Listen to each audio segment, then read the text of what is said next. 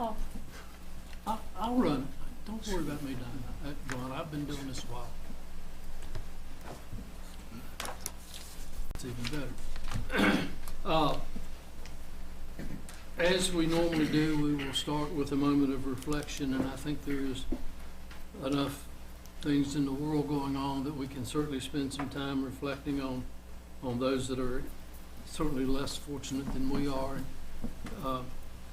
the atrocities that a lot of them are trying to live. So if we can take a moment of reflection.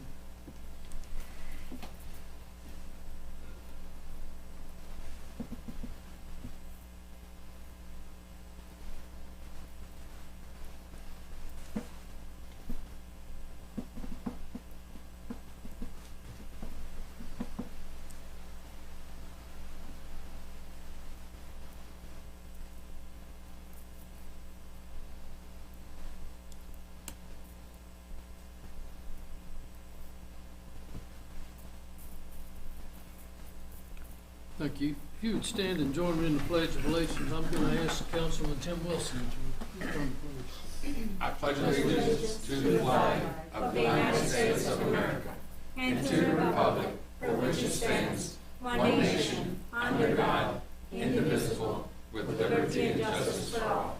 Thank you. Under adjustments to the agenda, there are no monthly bills that's related in the consent agenda, so we do not have monthly bills to review tonight. Are there any other adjustments to the agenda? Hearing none, we will move on.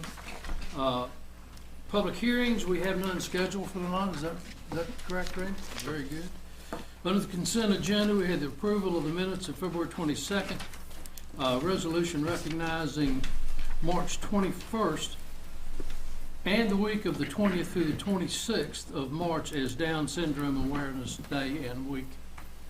And to award a contract to Boxley Materials, the amount of $579,043.50 construction of the primary extension paving, Roanoke, Virginia, Roanoke Street Depot to 460 bypass interchange, subject to VDOT concurrence. Make a motion we approve the consent agenda. a second. Your motion and a second. Any discussion? Madam Clerk, Yes, sir. Councilman Bishop. speak into the mic. Councilman Bishop. Councilwoman Hicks. Aye. Councilwoman Hoppett. Aye. Councilman Jenkins. Aye. Councilman Showalter. Aye. Councilman Wilson. Aye. With 6-0. Thank you. Under introductions and presentations tonight, we have Police Chief Mark Sisson to provide an update on the Action Body Camera Program. Chief?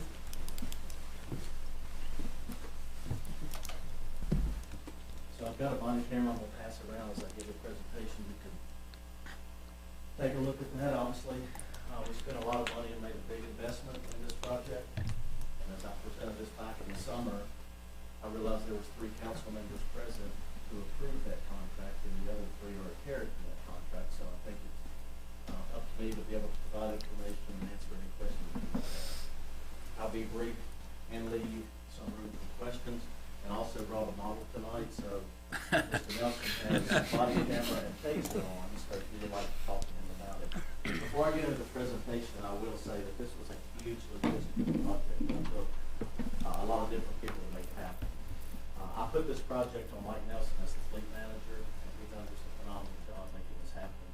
Our radio shop at the rec center built all the cars for us and done a great job of our IT department earlier. A lot of work to make that happen. So our goals of the program was to develop and implement an in-car camera, body camera, and taser program designed to promote public trust. We know that in our world today in society, we have to build trust with. I'll just stand here. So in our society today, we know we have to build trust with our community. And you guys know me well enough in our agency that we work hard every day to try to build that trust with our community members. It enhances accountability for us and also our citizens. It reduces citizen complaints, ensure officer and public safety. It improves transparency. enhances evidence collection and scene management, and it also aids in the prosecution of criminal cases. So in July, the Christiansburg Police Department entered into the transition stage from our L3 in-car cameras to move to the Axon in-car body camera and Taser ecosystem. I'll give a quick timeline of how this went. It moved very quickly after approval. Town Council approved the budget for Axon contract in July of 21. In August of 2021, officers were trained on the body-worn camera that's coming around. In September and October of 21, the officers were trained on the Fleet 2 in-car system. In November, we transitioned to the Fleet 2 by our town radio shop. So we had L3 in-car cameras. We transitioned to Axon. So 32 vehicles were transitioned in a month by our radio shop. So Pete Heslop and his staff, again, done a phenomenal job to help us out with that. December of 21 and January of 22, officers were trained on the new Taser 7. We have had Tasers issued for almost 10 years. It's not that we just added Tasers, we just upgraded in this contract. Some question Tasers. I mean, it's been questioned since the start of Taser programs in law enforcement. But the biggest piece of research that I've done post-Taser was the 2 years after we implemented. Over 60% reduction in officer injury and citizen injury. So once people realize and officers realize this is a great secondary, less lethal weapon or tool in their toolbox, it helps us tremendously in the work that we do. That's why you see over 95% of law enforcement agencies in the country carry Tasers. Axon Academy. Officers training program to de-escalate mental health, etc. It's a free online training session. I put that in there. We're in the process of scheduling our officers to go through this. How many times in the media do we see officer involvement with mental health individuals who are struggling? We see that quite often. So this is a part of the Axon Training Academy that we're going to go through, and I'm going to give our people every tool that I can give them to be able to handle these responsibilities. Also, we have a Taser Master Training certification that's been obtained by Detective Michael Vallejo. So if we have to, each year, go through Taser research, I don't have to send people to school. I have somebody in-house that can do that recertification. So that's a very cost-effective method to do that, and he's done a great job with the Taser program. So talk quickly about the in-car camera system. Again, we installed 32, and we have 32. We're looking at our 4 SRO cars that are not on the road that much, but we still need to get them in, and we're working on that in this current budget. The features of that device, it's 1080p, a digital zoom to 30 feet. It has in-car front and rear cameras, which is very important. So you have a front camera, but it also has a back seat camera. So many times we've had accusations that the officer hadn't treated someone correctly. We have that on video, so it makes my job much easier when I'm investigating those. Camera activates by the lights of the vehicle, the crash sensor, and the speed. So emergency lights come on, in-car camera comes on automatically. Crash sensor comes on automatically. If they reach a speed, a certain speed, and I believe it's set at 65? Oh, 80. If they reach 80, that camera's automatically coming on. Some people ask, well, you're going to miss some of that. This system's set up along with the body cameras. Once it's activated, it backtracks 30 seconds. So it's going to pick up everything leading up to the activation, which is important. This is a cloud-based system, which our IT department loves because my previous camera was an on-site server that just give them a tough time. So part of our Axon contract is we have upload cloud video. Just the back of our police cars, if you haven't seen these, this is the L3 camera back piece. This is what's in the back of a police car. Our radio shop designed this, and it's worked tremendously for us, and I believe in the future it will probably end up getting patented. I'm going to show a couple videos here. So this is going to give you on the right, it's going to give you the in-car camera, and on the left you're going to see the body camera. A couple things I want to point out. If you'll see that tag, you can't read that tag. This software has redaction capability, so we can redact the tag, and also we can redact audio. I'll let you watch it, and then we'll talk about redaction.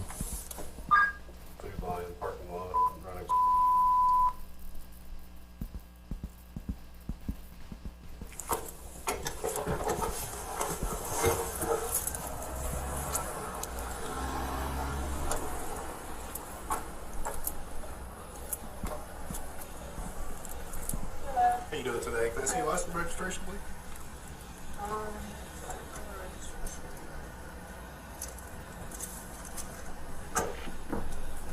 Give me one moment. All right. Might be need one while. Could you tell me what did I do wrong? Your registration's expired. It expired last July. Yeah, I'm sorry about that. So, Okay, so this gives a good view of the in-car camera and also the audio from the body camera and the body camera footage. You know, for years in law enforcement, you know, I get a lot of complaints. As a police chief and police administrator, I get a lot of complaints about police not handling things correctly. Mr. Bishop's been in the business a long time as a captain. It happens. Many times it's very difficult to work through some of those, but this makes it very easy. When I talk about accountability and talk about the ways that we have to present to the community and be accountable, this is accountable, but it's also accountable to the citizen. If the officer does the right thing, I'm going to be able to look at that and say, you handled yourself correctly, or if we need to make adjustments, then I make adjustments. So I talked about the redaction capability. Any of you that deal with FOIA and Freedom of Information, especially with body cameras, in-car cameras, that type of information, we receive a lot of FOIA requests for that. So it's incumbent upon us to not provide certain information. And in this situation, you know, we don't provide the tag number.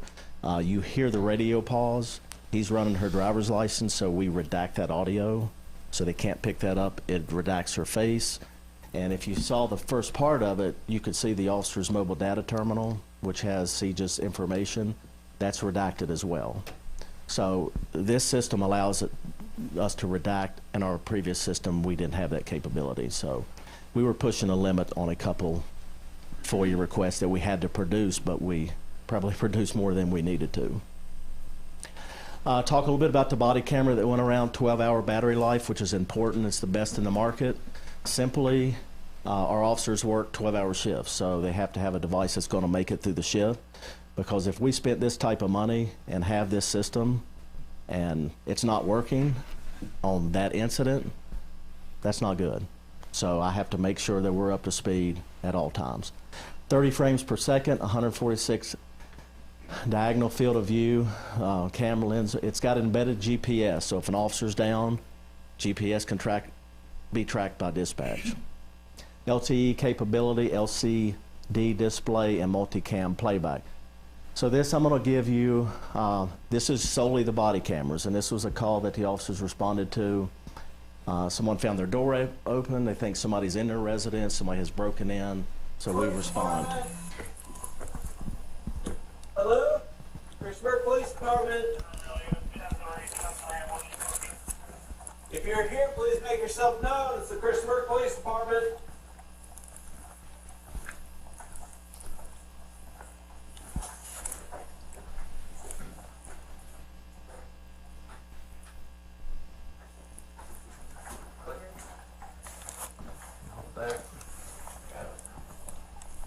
Christopher Police Department. Anyone here? Hello? Christopher Police.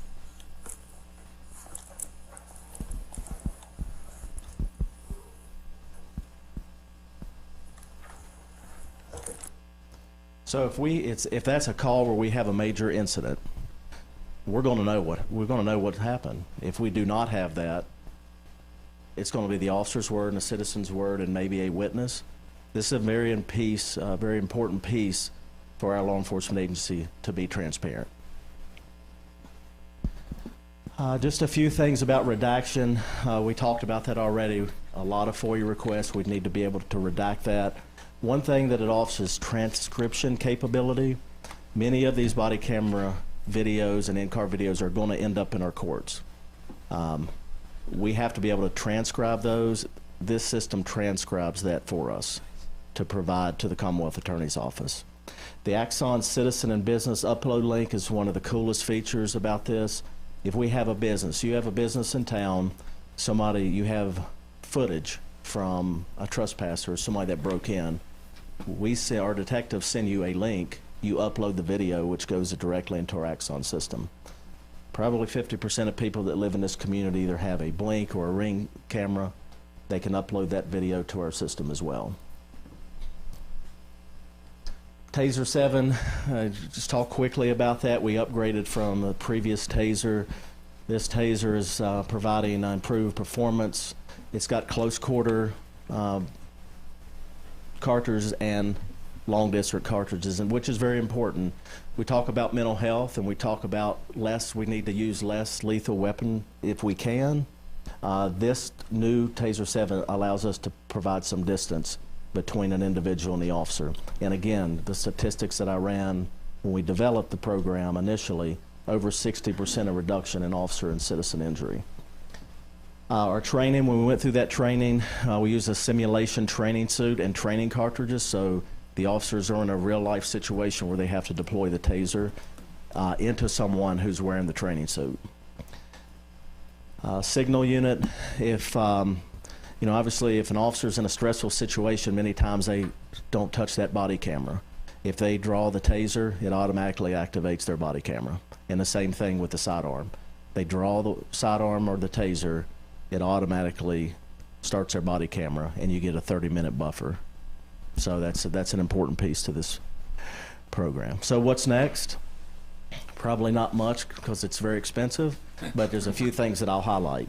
So Axon Live View, this would be for a situation where we have set a command post in a critical incident. Live View allows us to look at everybody's in-car camera and body camera at one time in a critical incident. And as Tanya has worked for VDEM and been in many command posts, realize how important that is to scene management. Axon license plate readers, they're not as popular in our world today, and I probably would not deploy those right now. We've got some case law going through, but that's still something they offer. Axon Air, Axon Air is simply their drone, sorry. So drone coverage, most agencies use drones now. That's something that we use for critical incident, missing persons, traffic. So that's something we'll look at. Also, K9 cameras, gunshot detection, and virtual reality training. We currently have virtual reality training in our firearms program, but this is a separate system with a Taser itself, so we're also looking at that. Last slide. Axon is a really good company. I know they come in, they sell their product. I've been very impressed with them, and this slide here is, I didn't know about this until after we had already made the purchase, but I'm very impressed. So Axon provides officers with mental health and PTSD assistance. Most officers have dealt with a lot of things in their career, and Axon stepped up to do that. Family wellness support, training, and mental health support. They also have a fallen officers fund that if an officer is killed in the line of duty and they are an agency that is an Axon agency, they help that family. And lastly, disaster response aid to the town of Christiansburg. We have a tornado and we have major casualty, or we have major incident. We're still searching for people. Axon will send their drone team to your community to help rescue. So I just thought that was really impressive. And again, I didn't know that when we negotiated the contract. So questions, I know for the 3 new members, probably the first time you've seen this. So I'm open to any question about the program, our future, where we plan to go from here. I have 2 questions, Chief. Yes. So first question is, do you know how long it takes for that drone team to deploy? I'm not sure. Mike, do you know? Yeah. I'd say their main company is in Arizona. Mm-hmm. I think they have other locations, but I don't know. That's a really good question. Just curious. No, I need to find the answer to that. My other question is, I know that with body cameras, one issue has been the storage of all of that content. And so people have had to delete it a lot in the past and not have, weren't able to keep it for a long time. With it being cloud-based, how long are we able to keep the footage that's recorded? Yeah, we can keep it as long as we need, but we follow the Virginia retention rules to keep evidence and to redact and do away with evidence and videos.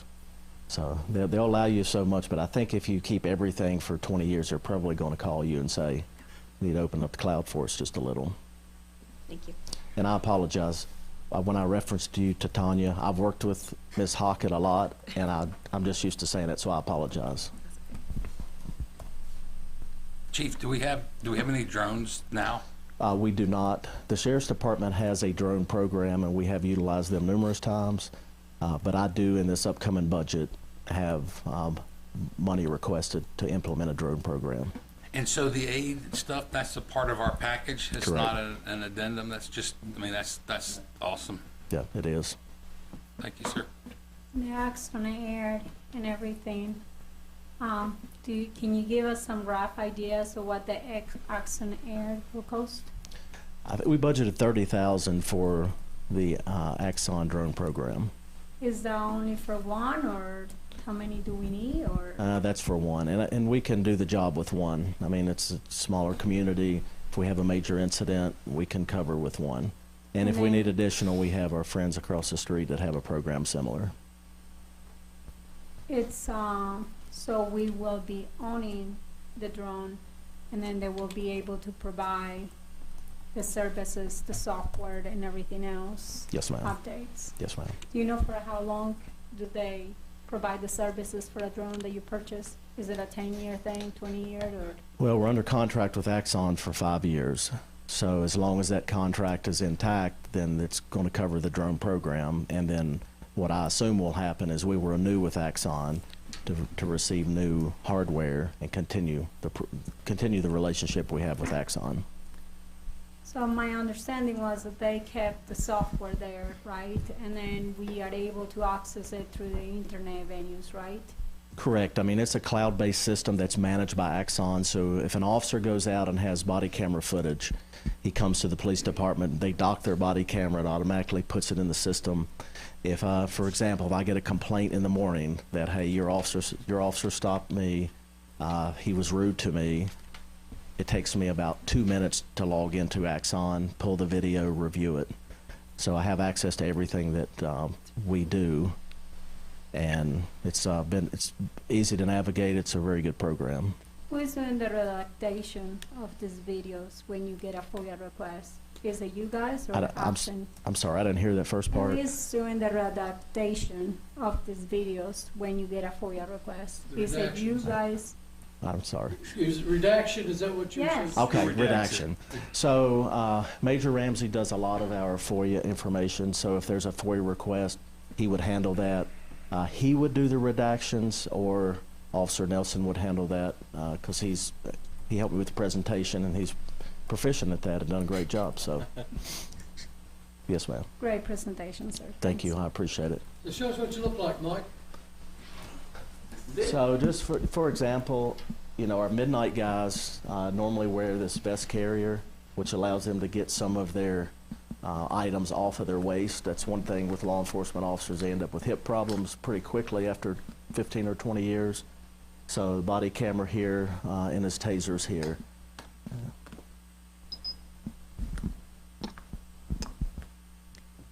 Takes a little bit to get it locked in. And he doesn't wear it very often because he works in an office. That's why I wanted him to try it on tonight. Yeah, sometimes you gotta wiggle it. Anyway.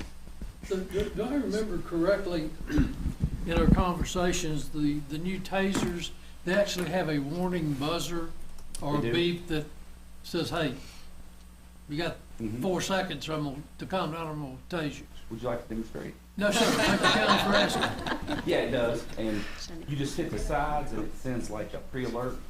So, yeah, very effective. We've never had that capability before. Are you able to demonstrate that sound to Yeah. us without actually Fire it off. engaging? Yes. So when you turn it on, you hear the signal, so the camera's activated, and then you just hit this right there, and that's the pre-alert. And then the green is the, this is like a distant cartridge, and we have a close cartridge and a long distance cartridge, and if you flip it, it'll switch cartridges. Very smart technology, so we like it a lot. Are you getting lots of good feedback from the officers on the cameras and the tasers? Oh, absolutely, yeah. Right now, we have about 12,000 pieces of evidence, the video evidence, and pictures. The officers have their cell phone, they can go in, take pictures, and everything's goes through the Axon system. So it's very secure, and the Commonwealth loves it. Yeah, one piece about the Commonwealth Attorney's Office, they have access to our system. I'll allow that, so they can go in, instead of us having to produce video, send it to the Commonwealth Attorney, they have access to go in, download the video, and put it in their case file for prosecution, which is saves one record. Can you remind us, oh, go ahead. Can you remind us who else has the Axon cameras around here? Does Blacksburg, Montgomery County, do they have them? Montgomery County has Axon, I think Blacksburg will be Upstart. I'm not sure about Rowan County, though Rowan County was looking at it. They were kind of in a situation. And the state police is getting ready to get them. Cool. So the last thing I will say is, you know, a lot of times people will say law enforcement officers would not want body cameras strapped on them. I'm going to estimate 99%, if not 100% of our folks are really excited about this technology. Because we have men and women that are serving this community ethically and doing the right thing. And, you know, they want that back. They want to do their job and feel confident in that. And this gives them confidence. And it also gives our public a piece of confidence as well. So they feel that there's just accountability on both sides. So that's what we want to do. We want citizens to be safe, we want to feel safe. Are they easy to take off from your uniform? For example, you want to go to the bathroom or something like that? Yeah, we have several different mounts. So like the protect, they have magnetic, and these are designed specific for like a outer carrier. But there's just a variety. There's dash ones that we could put kind of like a dash cam. So there's a bunch of different mounts that they use. But this one's probably the one I like the best because it's easy. It locks in, it ain't coming off. For the magnetic ones, we were seeing that the county was having problems with them getting knocked off on calls, like they got to fight. So we got to. Okay, thank you. Any other questions, comments? Mark, thank you. Mike, thank you. Next, our engineering director, Mike Kelly, to provide engineering department updates. Yes. Good evening, Mayor. Good evening, members of Town Council. I very much appreciate being here right now to present. So just want to make sure you know you have an engineer that's going to talk about engineering, right? So I hope you got some time. So no, seriously. Again, I'm Mike Kelly. I'm the engineering director here for the town. And let's talk about engineering for a minute. Underneath me is Mr. Justin St. Clair. He's the Assistant Director of Engineering. And a week ago Monday, we hired a new Executive Assistant, Ms. Kelly Collins.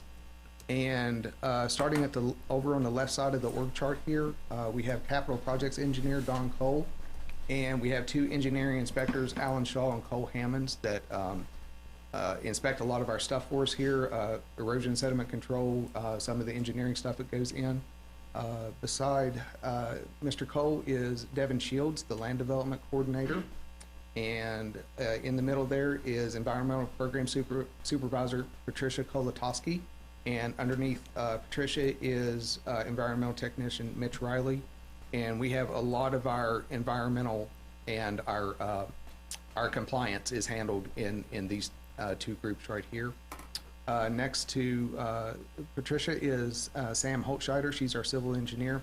And for the streets committee, a lot of what you see presented at street committee, Ms. Holtscheider puts together for us. So she does a fantastic job for us.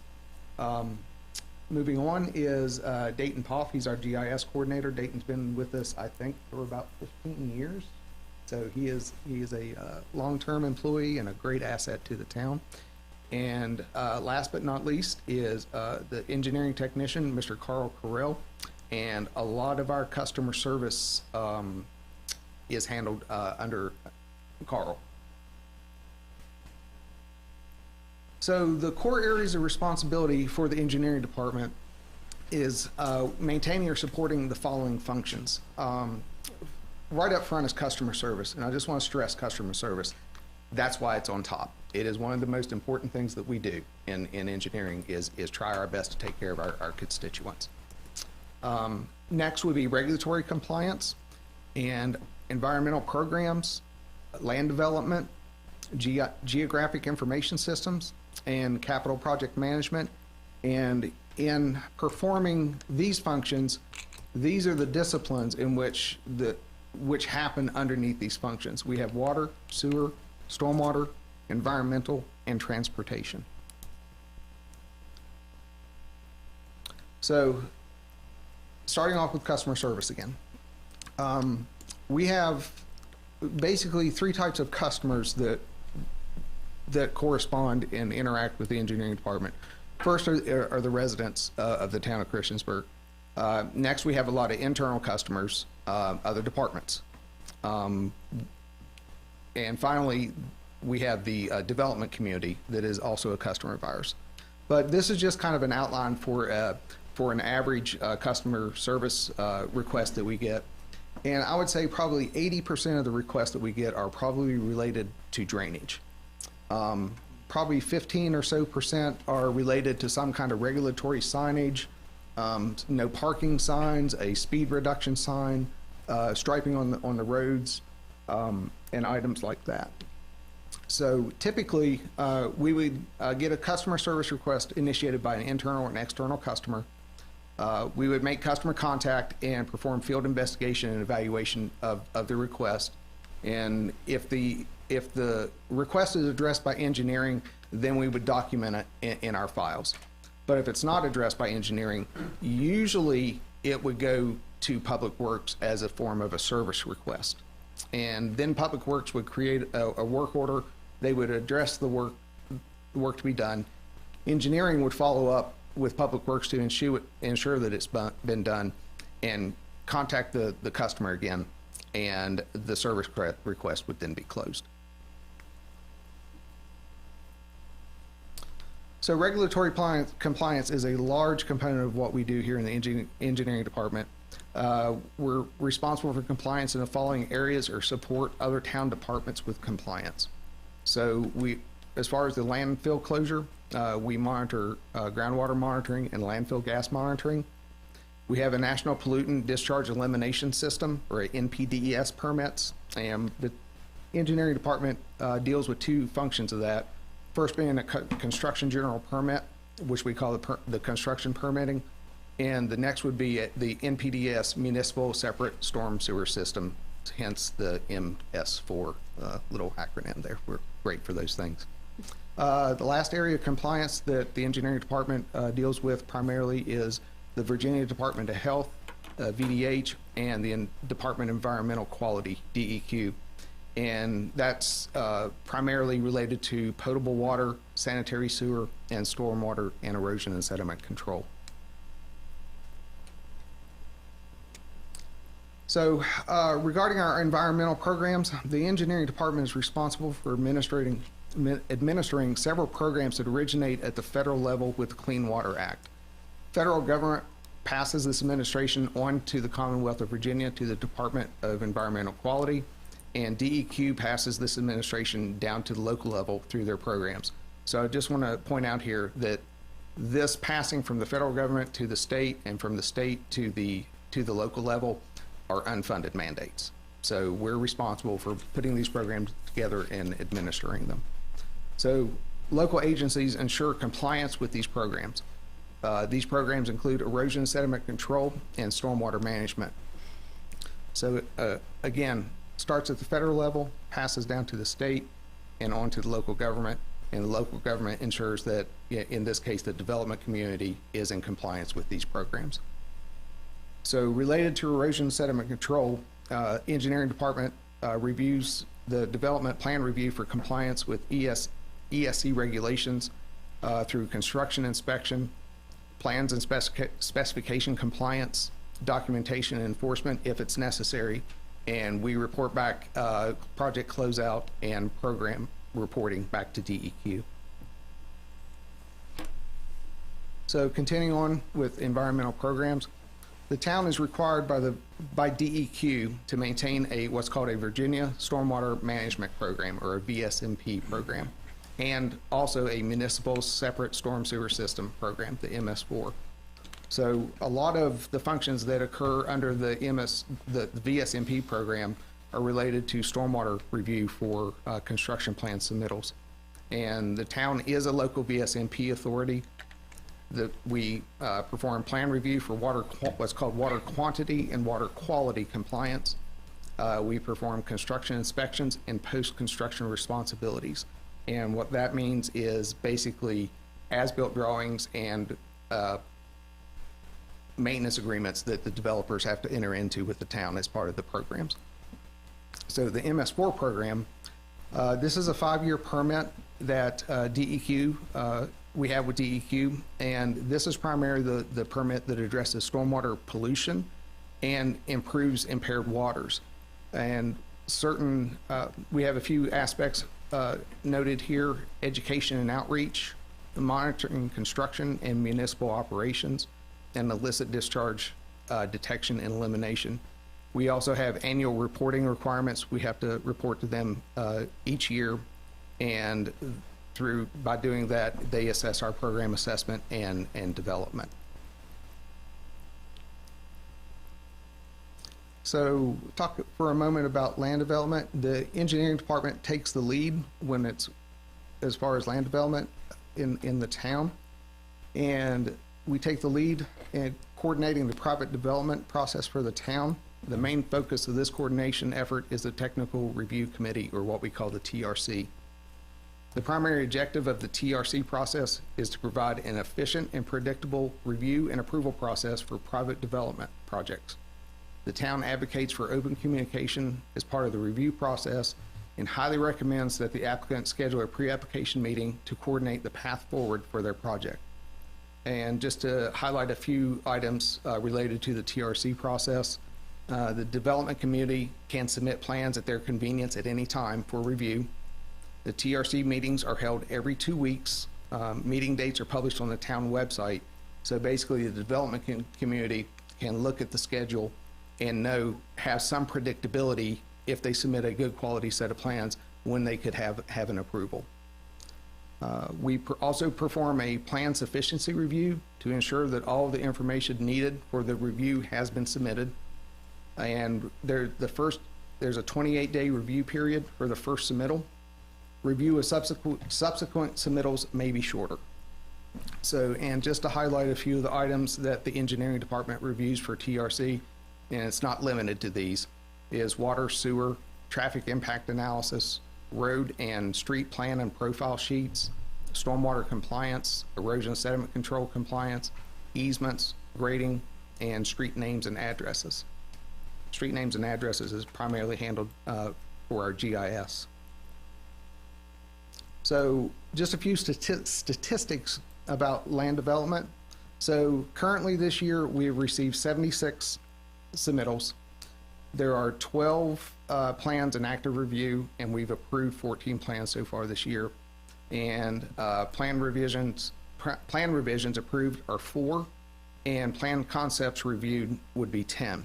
Now, the plan approval process may have multiple submittals for each plan that is reviewed. So you see 76 up here and 12 approvals. There's multiple submittals here. And this also includes plat reviews that come before the street committee. So statistics from last fiscal year. Again, we're pretty much on pace to do the similar numbers. 106 submittals reviewed, 16 approved. Plan revisions approved, it would be 24, and 8 concept plans. We reviewed and approved 108 right-of-way permits last year, And just some statistics on some of the infrastructure that has been constructed and turned over to the town. 3,071 feet of water line by the developers, 1,706 by the town, and 1,194 has been removed, and that number right there would represent aged infrastructure that is obsolete and has been replaced and is included in numbers here. Same concept for sewer line, 3,133 by developers, 3,415 by the town, and that was primarily the project we called the Silver Lake Sewer Interceptor project. And 375 feet have been removed, and 2,562 linear feet of storm sewer by developers. So engineering department maintains the geographic informational system for all the town departments. Just a little definition of what GIS is. It's a system designed to capture, store, manipulate, analyze, manage, and present all types of geographical data. Keyword in this technology is geography. This means that some portion of the data is spatial. In other words, data that is in some way referenced to locations on the earth. And here is a graphic of certain, the aerial data, elevations, roads and streets in your transportation, addresses, property boundaries, streams, lakes, rivers, storm sewer systems, the survey control data, and any other data that you would want to add into that, like zoning, floodplain boundaries, items like that. So a couple of examples of the GIS system that the town employees and departments have access to. A few examples of some of this is the infrastructure like water, sanitary sewer, streets, and storm drain systems, flood zone boundaries, land use and zoning, buildings and addresses, and aerial and topographic data.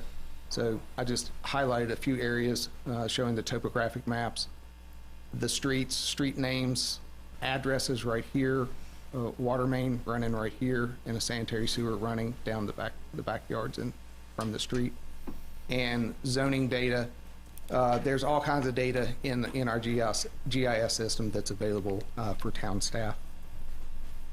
So the town of Christiansburg also maintains a public access to the GIS system. This slide is an example of the GIS page, and they have access to addresses, parcel data, street data, and this is readily available on the town's website. So talk about capital projects for a second. Engineering takes the lead on development and execution capital projects for all disciplines. This project starts with discussions with the project stakeholder and developing the project need. From this discussion, the following items will be developed in support of the project. Again, as mentioned, the stakeholder engagement and needs discussion. And out of that discussion, we would determine if a preliminary engineering report would be needed. It's not always the case, but sometimes it is. We would engage the public and garner their input into the process. At that point, we would develop a project scope. And after the scoping, we would talk about project delivery method. The traditional method for delivering capital projects is what's called the design. You design it, you bid it, and then you go out and you get bids and you build it. In the last 15 or 20 years, the design build process has become popular, and there's a distinct difference between the two processes. The design build process is it really shifts some of the risk from the owner to the design build team. So, but what that can result in is sometimes you could see a reduced budget and a reduced schedule through the design build process. It's not always the case, but it does happen. So after discussion of the project delivery method, we would budget, and the budget would be approved by town council, of course, and the schedule would be developed. Talk about funding opportunities for a second. These bullets right here: transportation alternatives, state of good repair, revenue sharing, smart scale, highway safety programs. and SLAF, or Stormwater Local Assistance Fund, just want to let you know, the town has been very, very, very successful in leveraging funds for their projects, and very successful. And we advocate that this door always be pursued when we're developing our capital. Again, we would engage public involvement. That's not a duplicate, because you always want to engage the public on your capital projects. So, and then we would enter into the design of the project. Once it's designed, we go into bidding and construction. During construction, we would have project management and inspection. And when the project is over, you would have project commissioning and project closeout. So just a few photos of some recent projects.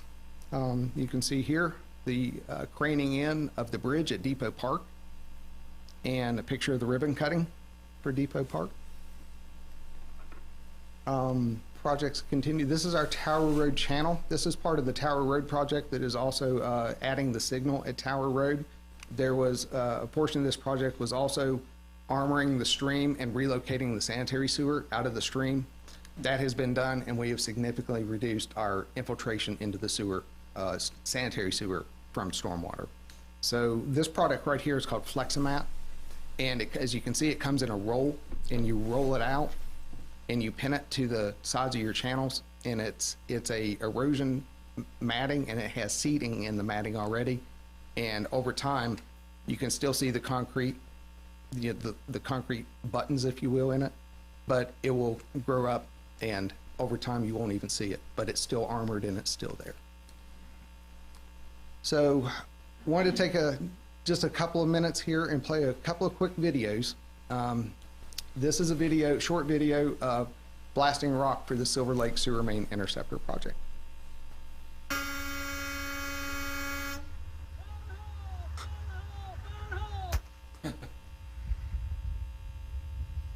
So they ran into a little bit of rock when they were laying that one. So they drilled it and they shot it. So the next video is a piece of the time-lapse video for the park construction.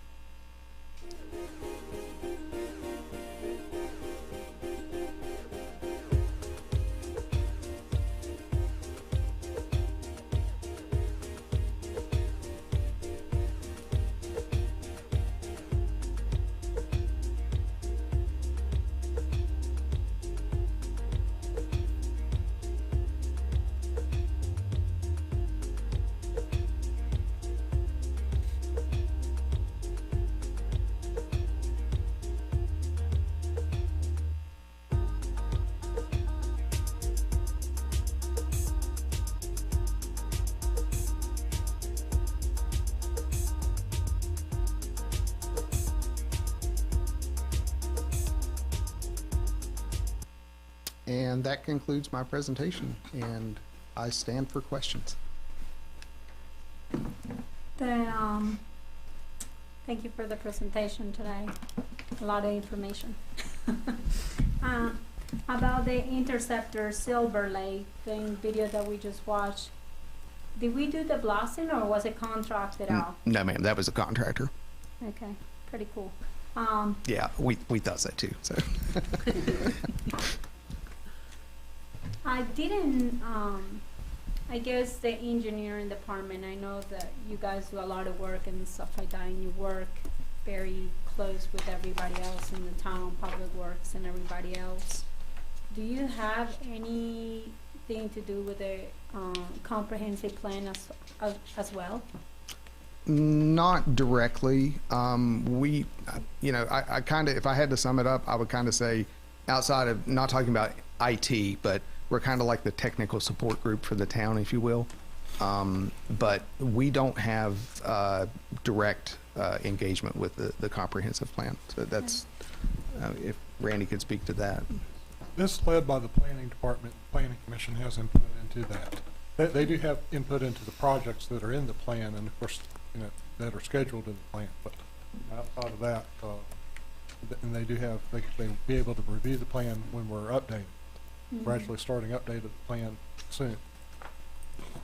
I know that, So we saw the video of the park. What was the time frame of that video? Because I know I watched it. It's on the website and everything too. And was that for like a month or something like that? Because I know it was. This was a very shortened version of that. I wasn't going to sit here and play that 2-minute video this evening, but what's on the website is, goodness, I think that's probably about July through November. Okay. Cool. Thank you. Mm-hmm. Any other comments or questions? Mike, thank you. Thank you. Under citizens' comments, of course, this is when we open it up to the floor for someone that wants to come and discuss issues within the town.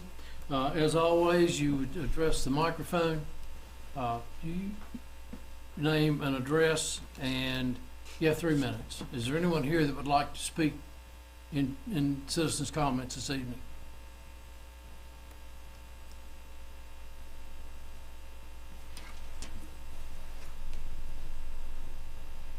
Hello, my name is Charles Robbins. I'd also go by Dustin for people who do know me. I live at 1720 Old Farm Village Road here in Christiansburg. I've been trying to get a community garden going here in town, and the last thing I heard of any kind of development was the first week of January, where I was told the Parks and Recreation Department was putting together a survey. It would take them about a month from the meeting that I had in the first week of January, and then about a month for the survey to be conducted, and we're at the end of both of those time frames, and I still haven't heard anything back, which kind of bothers me because it's almost time for the growing season, and I'd really like to get this done this year for the fact that everyone knows food costs are going through the roof.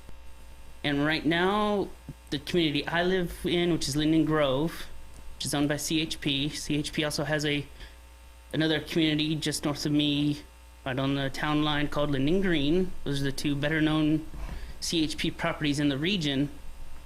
Most of those people can't eat. They can't afford food. That's just you're choosing between food or going to work to try to buy food with the money you just made, or paying for gas to get to that work. And it's just a very complicated thing. And I'd like to have a community garden to help support people in those similar situations throughout the entire town, not just those two communities. And I just haven't heard anything back to whether I can use parkland, which is what was discussed.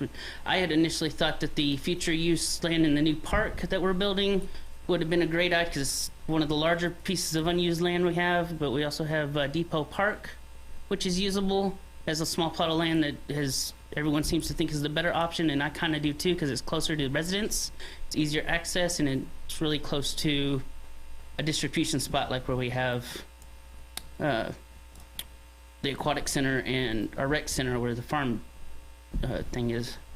But I'm kind of just coming here to request, because eventually it's going to be council's decision anyway. So if I can please till some land so I can grow a physical garden with fresh fruits and vegetables so people have access to proper nutrition and not whatever's cheapest at the grocery stores, which is also almost always not nutritional. It's usually junk food or just stuff that'll kill you quicker. Might taste good and it might be cheaper, but it's not usually nutritious. And a lot of these families that are having food insecurity issues right now have families, and usually they're younger kids. Everyone I live with, which is 52 units in my community of Linden Grove, most of them have elementary age kids or younger. And even the school systems now are having trouble getting properly fresh food because it's expensive. So I'd like to be able to till a garden with the town's permission on their land. I don't own any property, so it makes it difficult for me to do it on my own. Plus, I'd also just like to have it open to everybody and not just people that I know need it. That's about it. And if you have questions, I'd love to meet with every one of you about this. But that's I'm gonna send out an email or something to you so I can contact you. But thank you for your time. Thanks. Didn't we have a community garden? We do have actually 3, I guess, locations for community gardens. Okay. Brad actually reached out to me pretty recently in regards to those locations and the possibility of either additional or alternative locations. But I don't think we have tilled those this year, but I think they're planning to. They just haven't done it yet. But like I say, Brad did want to meet with me and discuss potential alternative locations. Other than the 3 we Correct. have. Now, where are the three we have? We've got Roanoke Street, the Eames property that we bought for the, I guess, eventual emergency services station. Yes. There is a piece of property on Republic Road. I guess Hold on. Do you know where that is, Dustin? I don't know anything about these properties. It's the property right next to Dudes. Okay. Which is closest to your community. One's on 114, I know that, right? It is. It's, I guess, kind of in the property, the part of the dedicated land to the town for the Slate Creek subdivision. Okay. Is Where's one of the other one? The other one is, I guess, kind of a adjoining a right-of-way area near the water tanks that we own. On Kind of up in Republic Robin Hood Road. Estates or? No. This is off Diana? of Radford Street. Oh, up Diana, off Diana? It's not off of Diana. I guess it's close to that. Proximity to the middle school. It's close to that too. Okay, very good. So are you gonna meet with Brad and then are you gonna authorize him to go ahead and get those tilled? Yes, we are going to look at those locations, and like I say, I think he kind of wanted to consider some alternative locations because of the request we have. Okay, well, keep Dustin informed about where they are and when you're gonna get them tilled. Randy, do we put signs up at those locations? No, we or have do we not. thought about it? To be honest, the two locations that are in the subdivisions were kind of really brought by request of people in the subdivisions, and those people were aware of it. The portion on Roanoke Street we really did in response to COVID as much as anything. It was just kind of a idea, suggestion of staff to do it. Well, is this the first year we're doing something? Because I haven't seen anything. We've done it in the past. Was it done within the last 2 years? I think we did at least some of those areas. Like I say, I know, like I say, the residential areas I know we've done in the past, and I think we did something to the area out there during COVID on Roanoke Street. Okay. We definitely have tilled those areas at some. I can't say that we've done them every year. Mm-hmm. But again, it's to some degree request of the subdivisions. Right. Or individuals you request. Okay. Thank Do you. the subdivision owners, do they actually know that this is public land to be used for anybody and everybody? Well, it's really open to everybody, and it's actually town property. Okay. You don't necessarily need permission of the subdivision to do it since it's town property. Okay. Thank you. Anyone else?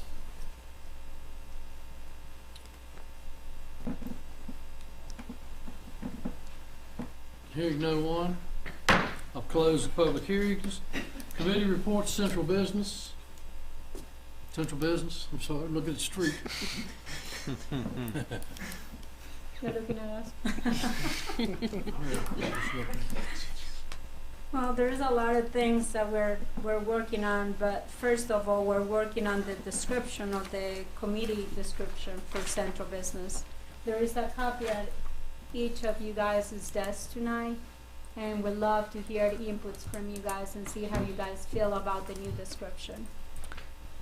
Basically what we did was we wanted to widen the scope of what central business is to look at all the historic and commercial districts, and to broaden that umbrella a little bit, and also use sort of the placemaking plan that the regional commission did for the town a few years ago, to use that partly as a roadmap for how we move forward and how that informs the committee's decision in all of these commercial areas. So not taking a focus away from downtown, but simply adding other areas that are considered our commercial and historic districts, basically, and then taking that as our purview moving forward. So yeah, we're fair to everybody else in the community. Okay. Very good. You'll keep us posted on what's going on.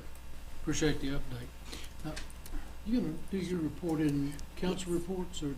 Well, I can do it now in committee reports if you. Yeah, we did have a late addition to the agenda from the street committee. So, Ms. Hawkins, Tim, whoever wants to do that. It's me and Sam. Huh?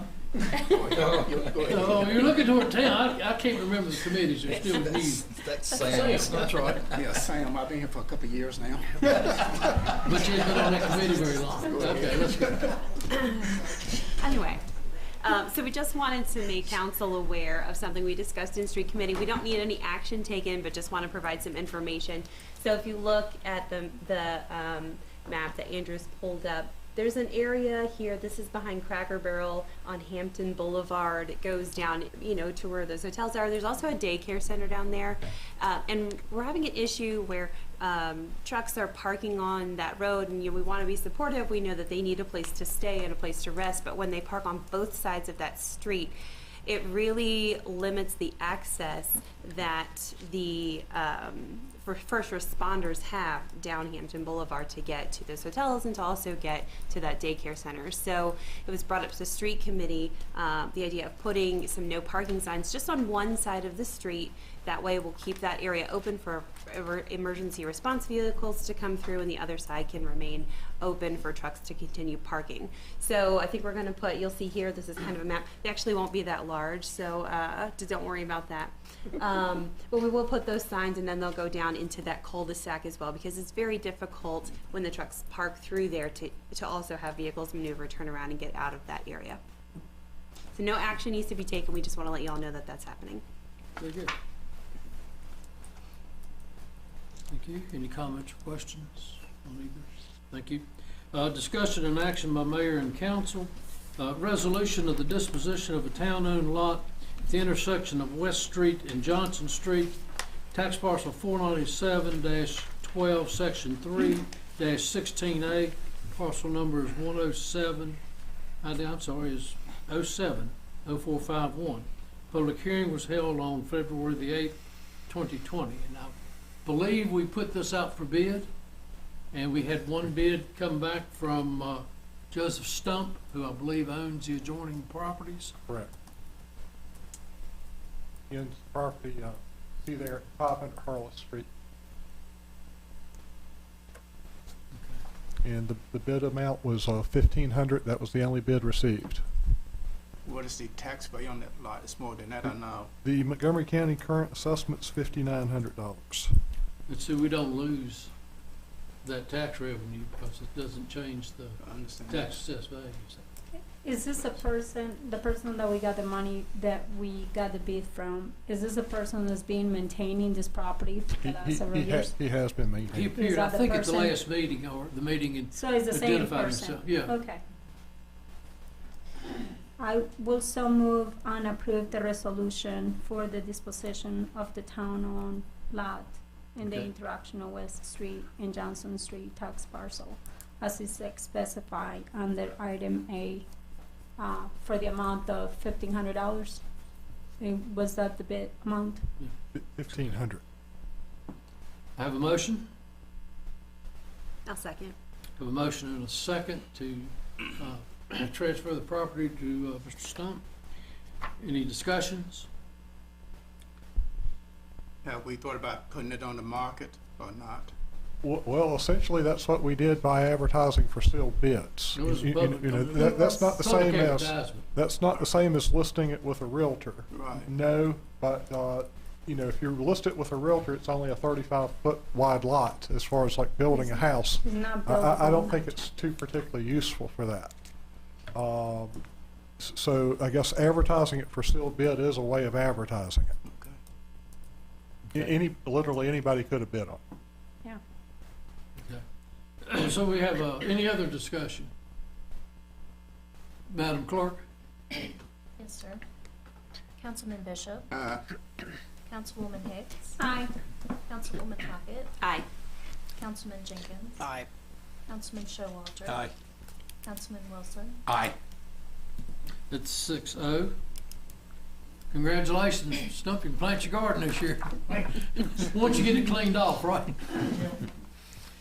Next is a conditional use permit request by Rock Step Christiansburg LLC for the operation of a carnival from April 27th through May 8th, 2022, located at the New River Valley Road, or New River Road, in the B3 General District. The property is designed as designated as business and commercial. Future land use map of the 2013 comprehensive plan. Public hearing was held February 22nd, 2022. Make a motion, we approve the conditional use permit request by Rockstep Christiansburg LLC for operation of a carnival from April 27, 2022 through May 8, 2022, Oh, located at 782 New River Road, Northwest. I will second that. Got a motion and a second. Any discussions? Madam Clerk? Sir. Councilman Bishop. Aye. Councilwoman Hicks. Aye. Councilwoman Hockett. Aye. Councilman Jenkins. Aye. Councilman Showalter. Aye.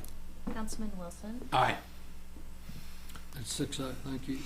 Conditional use permit request by Taylor E. Linkus and Blair Lawton LLC for a business auction house on property located at 2790 Roanoke Street, tax parcel 501-5-2, parcel number 030021, in the B3 General Business District. Property is designated as business commercial on future land use map 2013 Christiansburg Comprehensive Plan. Public hearing was held on February 22nd. I'll make a motion that we approve the conditional use permit request by Taylor E. Linkus and Blair Lawton LLC for a business auction house on property located at 2790 Roanoke Street. I'll second. Got a motion and a second. Any discussion? Yeah, I just wanted to make a couple comments about this. The last town council meeting, I had asked information about what will be auctioned at this facility, and I was told several things, but I was not mentioned that they will be selling firearms and ammunition. I was just wanting to clarify that I got a couple of complaints from a couple of citizens in the town that were mentioning about this, and so the only thing I got to say about this is that I am not against this. I'm just making a comment that the fact that it was brought out to my attention, and obviously looked through by our police, and just make sure that they do follow the federal arms licensing certificates and things like that, just to make sure that you guys do follow those, and I'm more than sure you will. But I just want to make sure that that was brought up to me, and so. Thank you. Thank you so much. Do you all sell guns and ammo at estate sales? We do so, but we're federally firearms licensed and registered with the state police and do background checks on any gun that we sell, so. Just like any gun shop or pawn shop or any place, we're licensed the same way. Okay, thank you. Any other comments or questions? Madam Clerk? Yes, sir. Councilman Bishop. Aye. Councilwoman Hicks. Aye. Councilwoman Hockett. Aye. Councilman Jenkins. Aye. Councilman Showalter. Aye. Councilman Wilson. Aye. This is 6-0. Sunset Cemetery burial plot prices. Mr. Winfield, you want to jump in?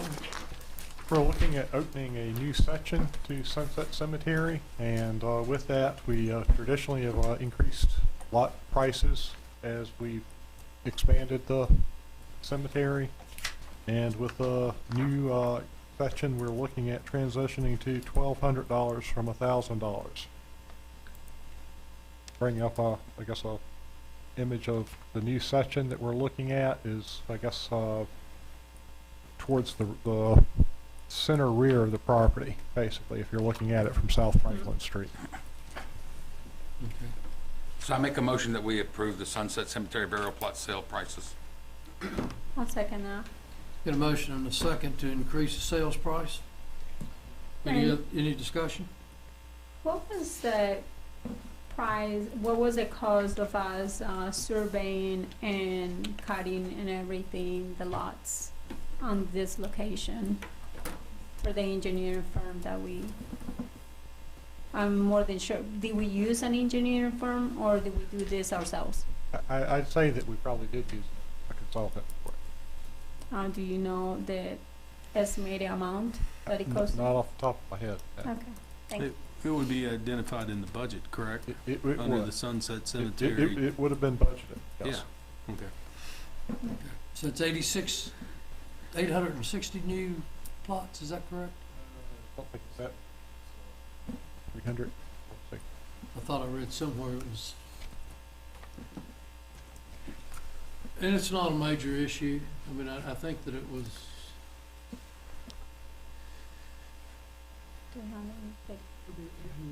spots available, 840 new spaces, okay. Very good. 331 is what's available right now. And that's all, we did, we're gonna add another 840, Yes. okay. They're very easy to find. They have flags everywhere on the back. Yeah. Okay, any other comments or questions? Yeah, and council, I understand why you're going to increase that. I don't think now is the time for me personally to approve this, so I'll be voting this down. Given that we're still in the pandemic, inflation is rampant.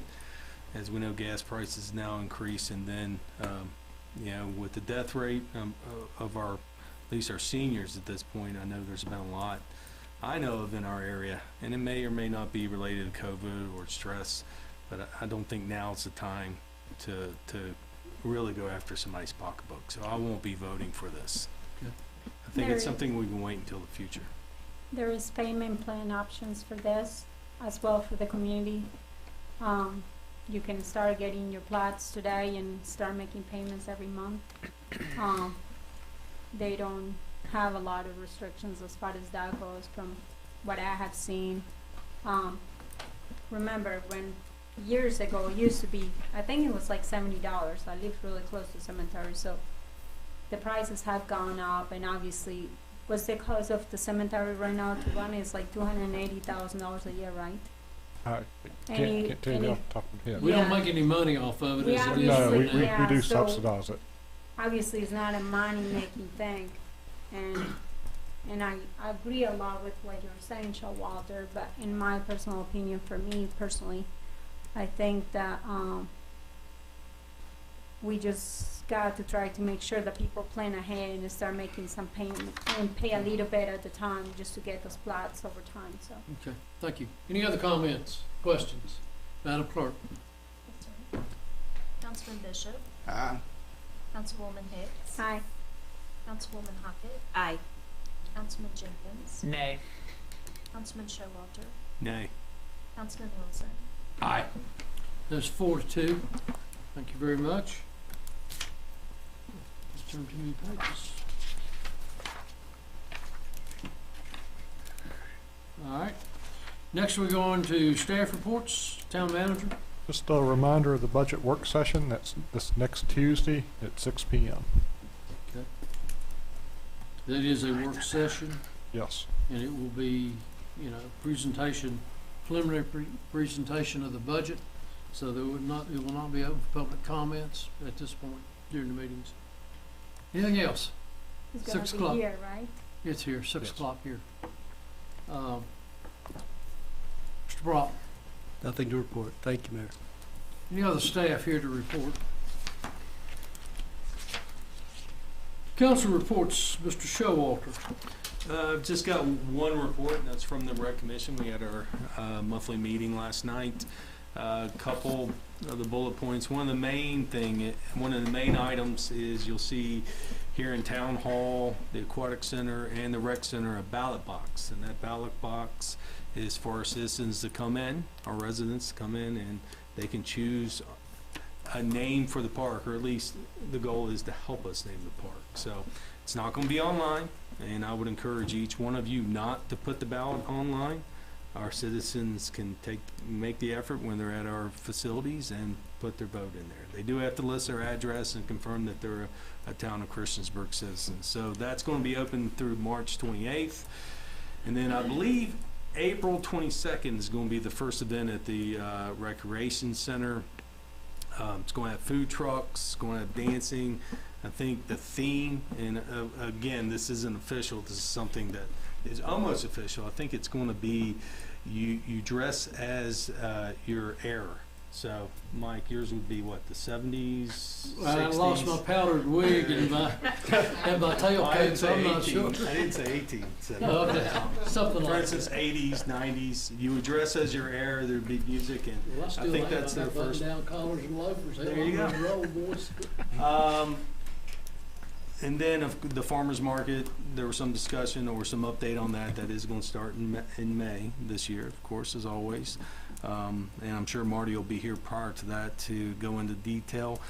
But one of the things in everything they do, which is page after page after page, which, you know, we can sit up 3,000 feet and sort of look at budgets and things like that. But the one great thing about being part of the committee is you get to review, and Mr. Epperly goes over what impact the community does, and it's or what they do for the community.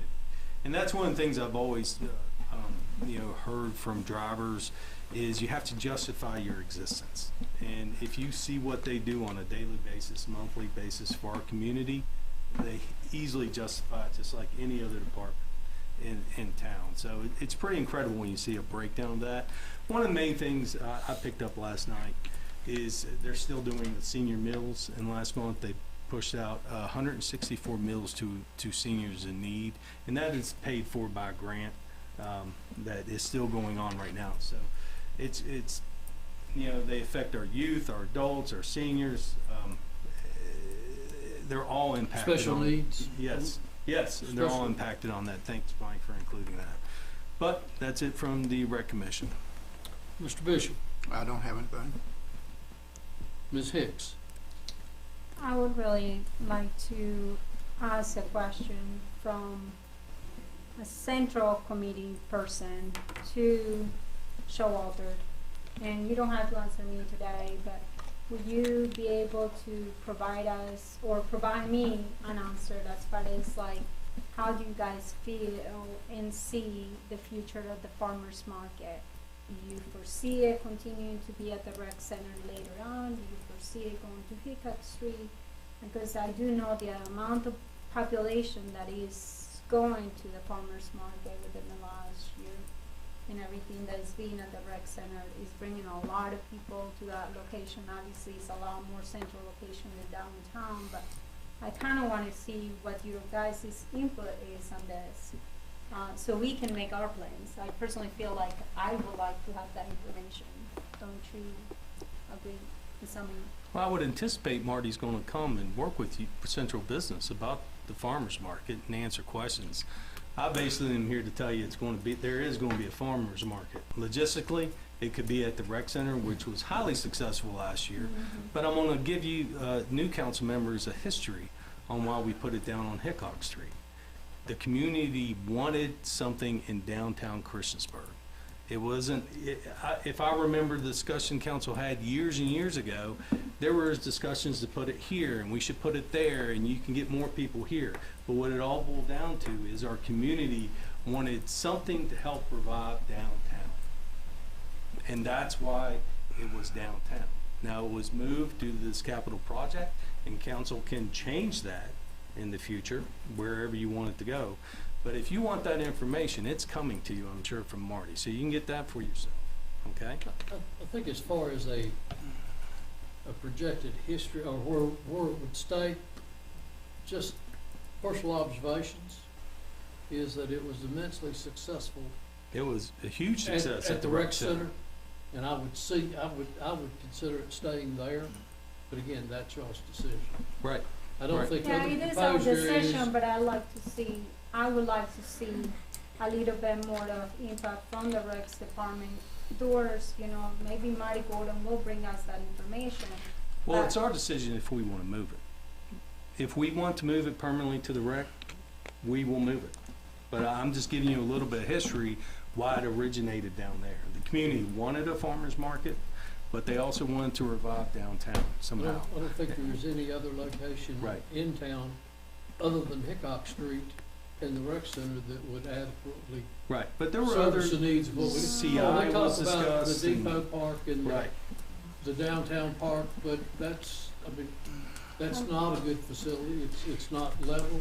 There's no parking to that. I think the biggest question, if we permanently push it out to the rec center, which is highly successful, you want to put a business where you're going to get lots of users, right? Lots of buyers. So I think the question is, will artists have our citizenry moved on from downtown and don't want that revived anymore? Because that was a small little piece that we could do to bring people downtown on weekends, okay? But I think there's a bigger issue to this, and it's something I would like to challenge Casey and Joanna, is people do not come downtown when they live from Cambria Street west. They don't. I live in a new neighborhood, and I can poll every one of my neighbors, and I can preach how great downtown is. But we have to figure out, but they don't come. But we have to figure out a way to get them downtown in our central business or on Roanoke Street, Joanna, anywhere in these expanding areas. Try to get them from, the uptown downtown. Okay, so that's more of a challenge for you. And that's gonna get worse as the older population are gonna be concentrating going to the new park. I will be going to the new park, most likely, Now, that's why one of those reasons for me to try to do things in the downtown park. We need to work on bathrooms for down there. We need to work on, do we want the amphitheater that we're planning to do several years ago? I mean, these are all decisions that have to come to town, but Marty Gordon is part of your group, but you will be making a decision. You all will be making these decisions where the farmer's market is gonna go. The rec center does not make the final decision on the farmer's market. Council And does. I didn't say that. The buck I said stops town with council. this table. Would you let me finish, please? Town council members make that decision. Right. And I think it's really, really important for everybody in here to know a little bit about how we feel about this, I want to hear from you guys. If you guys have a comment about, you know what, Johanna, after seeing it for a year, Tanya, I have seen you at the farmer's market. Bishop goes probably every time the farmer's market is open on Thursdays. I want to hear that feedback. I'm more than sure Casey wants to hear that feedback too. And the same thing that Ms. Hicks, Can we move on? Can we move on? I mean, I gave The horse my- is in a coma right now. Right. We're not gonna change the farmer's market this year. You'll have plenty of time over the next few This years all to came look out at. about me asking a question and talking to him about Okay, if that was a possibility. but you don't need 30 minutes to answer that But this question is and get also an answer. something that Well, that was falls my within your time. committee. I was going to talk or whatever, and then Ms. we can Hobbit, move on to do you have another. anything? I don't have any reports. Thank you. Mr. Wilson? No, sir, I'm good. Nothing. Thank you. Any other business to come before the town? We're adjourned.